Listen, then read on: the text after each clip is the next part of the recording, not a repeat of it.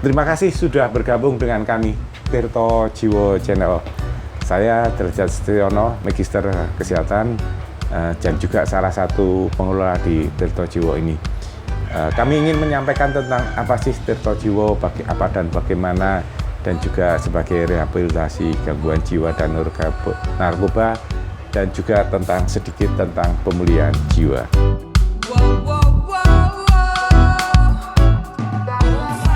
Baik, Tirto Jiwo itu terletak di Dusun Gape di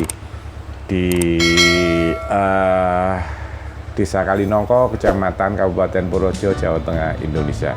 Jadi kami dalam menangani teman-teman di sini ini yang menderita gangguan jiwa khususnya, kami menggunakan dua pendekatan, jadi pendekatan medis dan juga pendekatan psikososial. Dalam pendekatan medis kami ini bekerja sama dengan rumah sakit, baik saat ini khususnya dengan Rumah Sakit Islam Purworejo.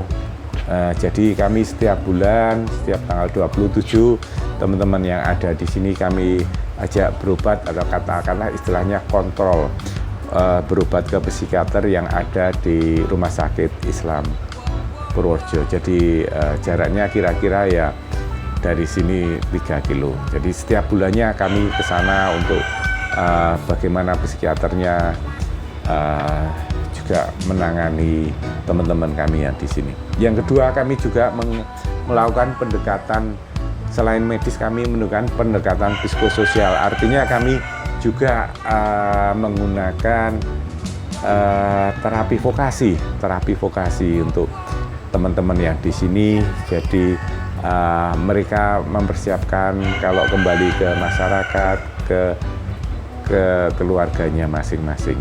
Jadi itu ada dua pendekatan, baik secara medis, secara psikososial.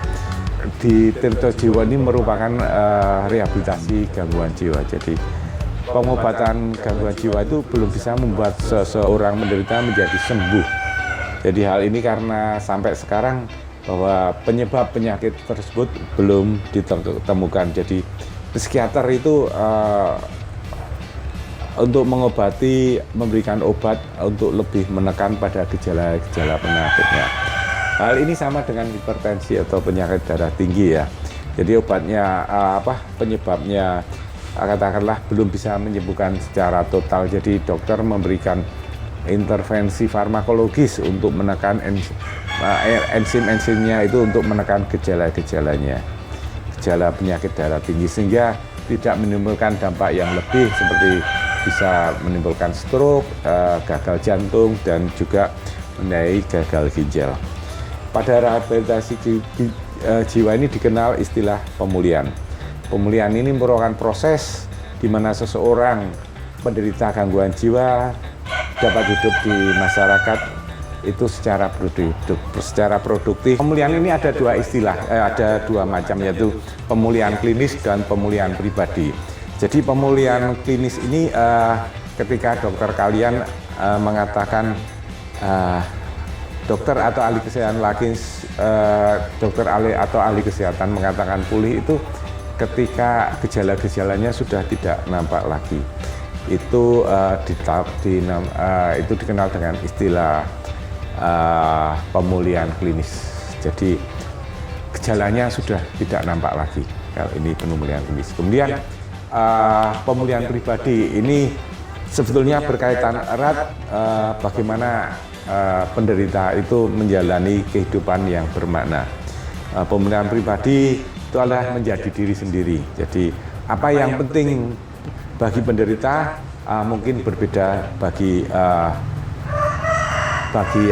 orang yang lainnya.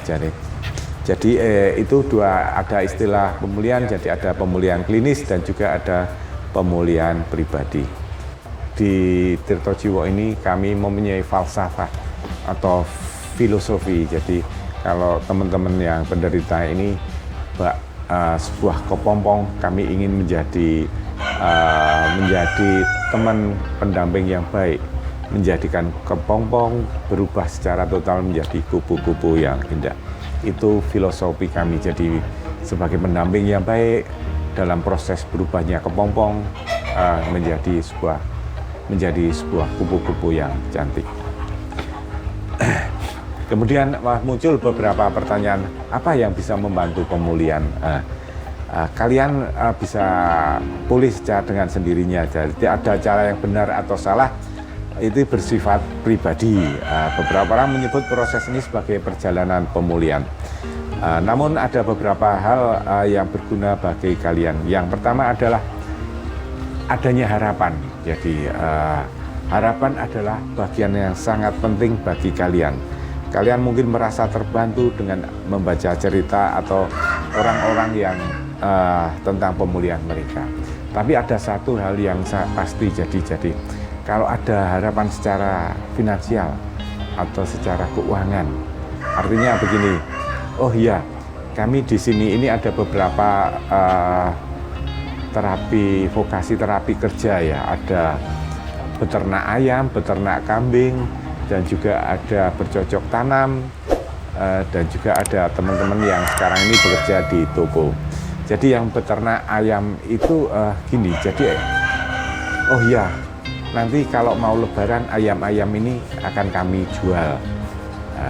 Mereka sudah tahu pasti bahwa harga jual ayam ketika mendekati hari raya lebaran itu akan tinggi.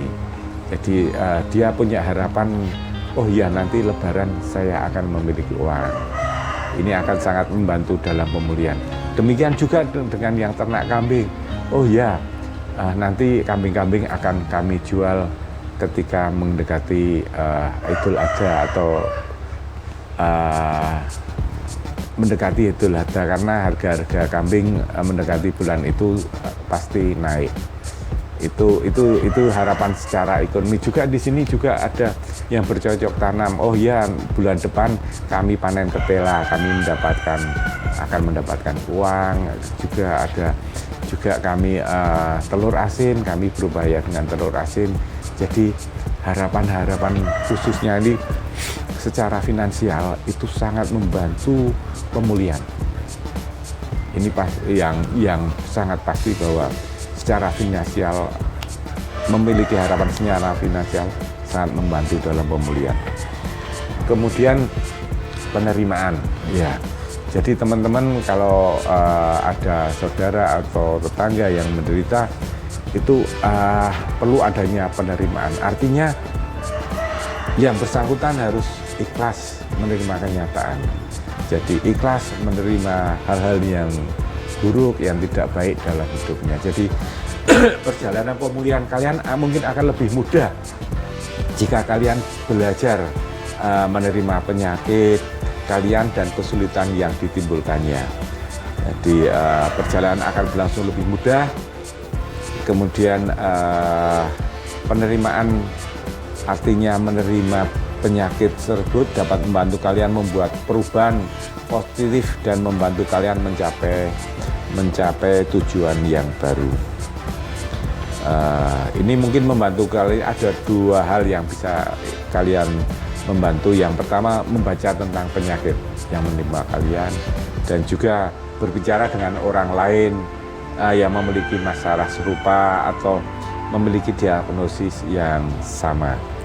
Ini berkaitan dengan penerimaan. Kemudian kontrol ini sangat penting juga. Kontrol itu mengendalikan hidup penderita. Jadi penderita dapat mengendalikan dirinya, lakukan yang terbaik untuk penderita tersebut. Yang pertama itu ada beberapa pertanyaan yang dapat membantu penderita. Pertama, apa yang membuat saya bahagia?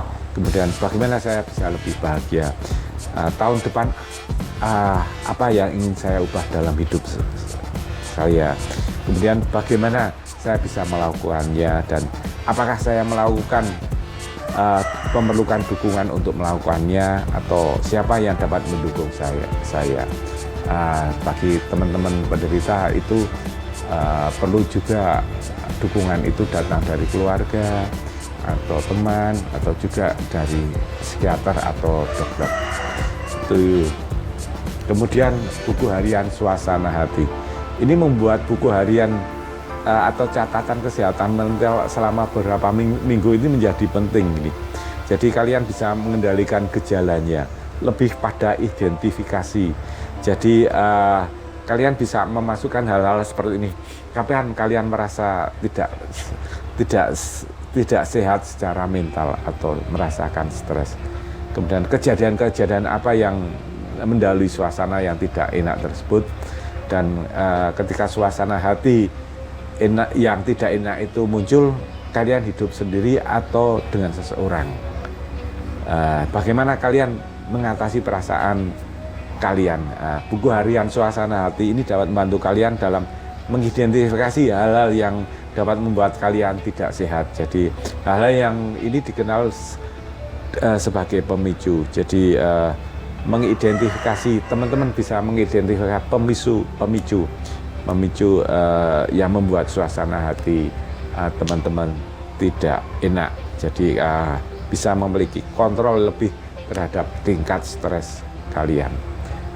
Kemudian yang terakhir adalah mencapai tujuan. Ini menetapkan tujuan yang dapat dicapai, dapat membantu kalian pulih. Jadi untuk menetapkan tujuan, pikirkan apa yang penting bagi kalian. Dan ini bisa berupa tujuan seperti memberi diri kalian rutinitas dan berkembang teguh pada itu. Jadi tujuan harus dirumuskan secara realistis, betul-betul secara realistis. Artinya penderita akan mampu mencapai tujuan itu. Kala tujuan itu bisa tercapai, itu sangat membantu proses dalam pemulihan. Namun apabila sebaliknya, itu juga akan rentan terhadap kesehatan mentalnya. Jadi sangat hati-hati dalam penetapan tujuan. Tujuan harus dirumuskan serealistis mungkin. Demikian teman-teman. Jadi ada dalam pemulihan jiwa hal-hal yang sangat membantu untuk pemulihan jiwa penderita. Yang pertama itu adanya harapan, yang kedua adanya penerimaan, artinya ikhlas menerima penyakit tersebut, dan yang ketiga adalah kontrol, dan yang keempat adalah suasana hati, dan yang terakhir pencapaian tujuan. Demikian yang dapat kami sampaikan. Jangan lupa untuk menonton video-video kami, like, subscribe. Terima kasih atas perhatiannya. Wabillahi taufiq wal hidayah. Wassalamualaikum.